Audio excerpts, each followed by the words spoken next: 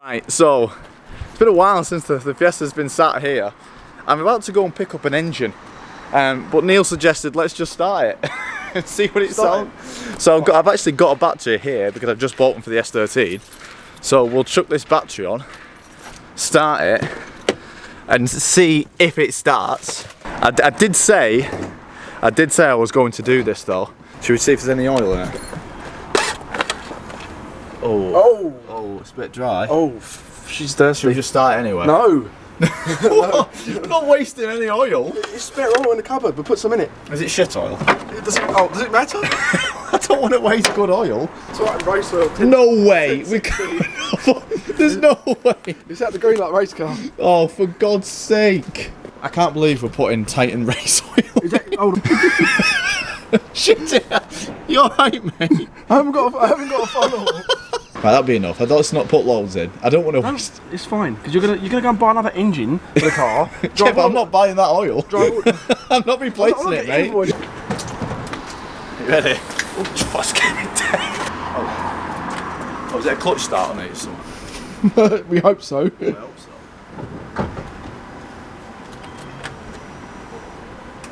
Immobiliser? It's not making any noises under the bonnet. It's not even trying. It's not a good start. Right, we're going to go and do some research because I don't know what's going on here. Okay, we're back with the Fiesta. There's a little thing here. Well, I say little. Here we have an engine. Earlier in the video we tried to start the car and it wouldn't start. And I was really worried of why it wouldn't start. I thought, because we all just wanted to hear how bad it sounded. So I found the guy I bought it off. I messaged him and said, just to confirm, mate, what's wrong with this engine? And he says the conrod shattered into pieces. So that's what's wrong with the engine. Now, I would assume it would still start, but it didn't try to start. But I found on Marketplace an engine. Here is an engine, okay? And I actually got this engine for £200. So I know that this car seems like a shit deal, and it definitely was. I wasn't going anywhere with that. I was just saying it was a shit deal. So we've got the engine here, okay?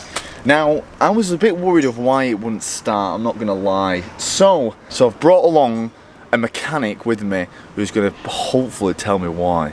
Okay, batteries on, let's get the mechanic. Carly! Hey, where is she? Fucking hell, there you are! I've literally just realised there's a start-stop button. Don't tell me that's the reason it weren't starting. Let's try it. I want to hear how bad this sounds. Ignition. Oh no, wait, is that, I think that's actually the sound of the battery isn't strong enough. Right, we've put the Jeep battery in, which is the sufficient cranking amp for this car, so it's ignition on, and then hold the, oh! No! Why was it doing that?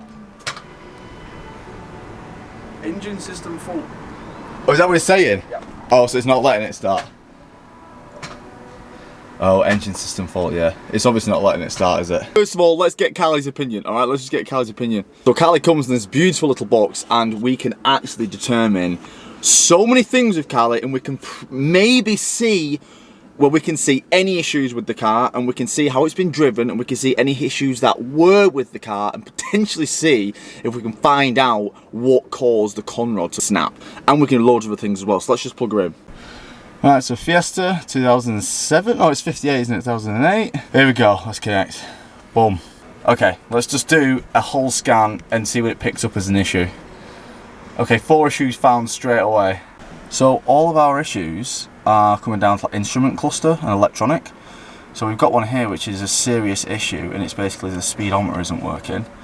So not only that, we've got a code here which is saying lost communication with the ABS control module. These are all instrument cluster, by the way. And we've got another one here, lost communication with the GEM PGJ, issue electronics, 3 related issues towards this. So I don't know if there's an ECU issue or something. We have 2 ABS codes, powertrain, throttle actuator system. It's So one thing that you can do with car, you can do is with every single car you're about to maybe buy or whatever, you can go onto a used car check and have 4 very important things when buying a car. You have a VIN check, so you can check the VIN number as actually is the correct car.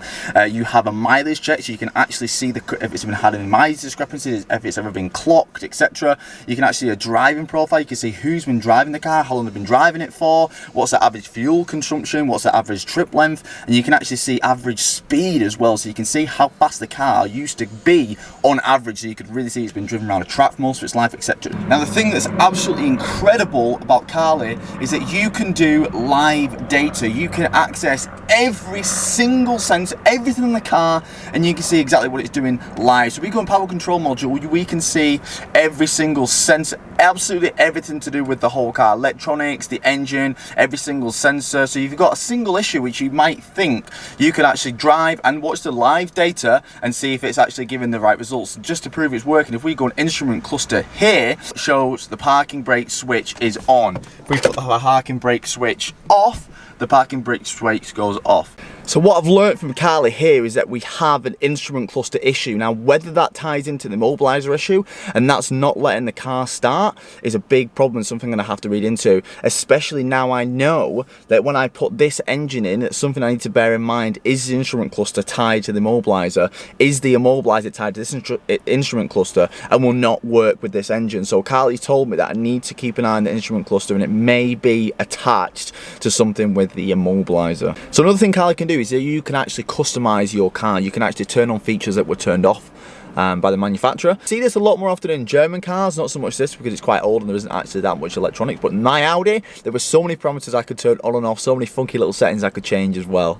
So thank you Carly for sponsoring this video. There will be some links on the screen and in the description how you can get a discount and some spicy stuff, but for now let's just start pulling some stuff apart because we need to fit this engine. What we're going to do is today, we're not going to be doing too much because I actually need to do lots of things today, but we're just going to start prepping this to get the engine. So with these cars, luckily you can actually take most of the front end off the car and slide the engine out the front. So that's what we're going to be doing today. We're going to start prepping it to pull the engine out. So I think we're going to take the bumper off, try and get the crash bars off, try and get the air condenser off, everything like that, pull it out the way and maybe start disconnecting some sensors and stuff. A good way to do when you're taking an engine off is have some masking tape and a felt tip pen.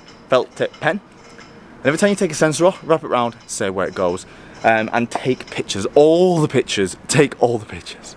So there's just 3 torque bits holding this light on, and with a little bit of movement, and they come off quite easy. But I'll let you into a little fact, guys. Oh, we've had some HIDs in here in the past, everyone. That's the look of a HID. Just it, just cut through the bung. Don't worry about the water getting in. I actually bought this car, well, thinking it just had a blown engine. I didn't actually know it was basically a crashed car as well. I'm not gonna lie, I didn't know about the wings, didn't know about the boot lid, didn't know about the rear bumper. It's crossed my mind a couple times just to break it for parts, but then I'm like, well, there's not many fucking parts to break because they're all broken. So I'm looking at here, guys, I'm thinking if I just take these 4 bolts here from the chassis legs, 1, 2, 3, 4, and then up on here, and then disconnect the bumper from the wing, I can pretty much pull the whole of the front end off in one.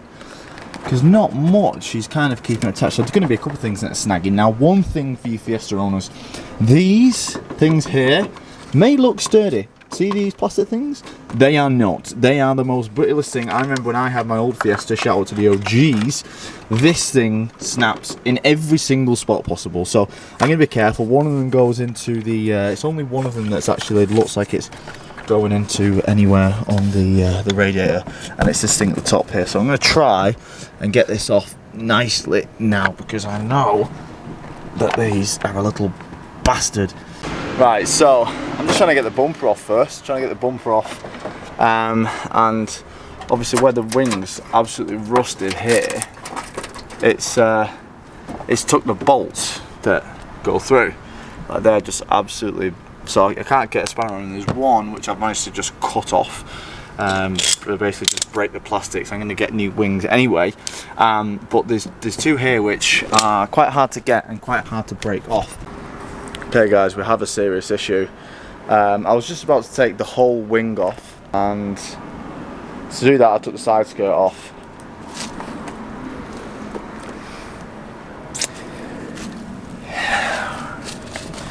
If you can hear this, and you can see this, all the silt, that's me poking through the silt with my hand.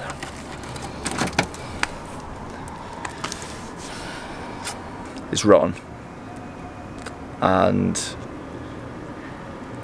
to the point where I don't want to ignore that and sell it to someone. So what we're going to do, because it's good for scrap. I mean, it probably was before as it was, but now definitely is. It's not worth the money to repair that rust, and I'm definitely not putting the side skirt on and just forgetting that it ever happened. So we have something we could do new to the channel. Shall we break it? Shall we break the car ourselves and see how much money we can make? I'm going to think about it, guys. I don't know whether to just sell it to a local breaker there's a guy around here who breaks all Fords. I don't know whether to sell it to him, or for content reasons just break it ourselves. I would love to break it ourselves, but the only issue with that is space really. Don't really have the space, but I suppose it could be pretty fun to do, because let's go over the car. Let's see what we've got to sell. Okay, so the car owes me 500 quid, right? The engine, okay, now I bought that for 200. I could probably sell that for more. Doors, spoiler, seats, interior, bonnet, wheels, brakes, suspension arms, subframes, gearbox, bumper. Could we make 500 quid? Yes. Could we make more than 500 quid to warrant doing it? I don't know. What I'm going to do is I'm going to leave this video here, because I'm not carrying on taking it all apart. It's bad. That was like the whole sill, and I know how much rust costs to fix, and this car is not worth it. I'm already like on the edge of only making a tiny bit of profit, barely breaking even as it is, with the cost of the engine and the wings and the boot lid. I think this adding rust on top of that is not going to happen. So is it time to break the Fiesta ourselves, or do we give it to a local breaker's yard who I know is around the corner?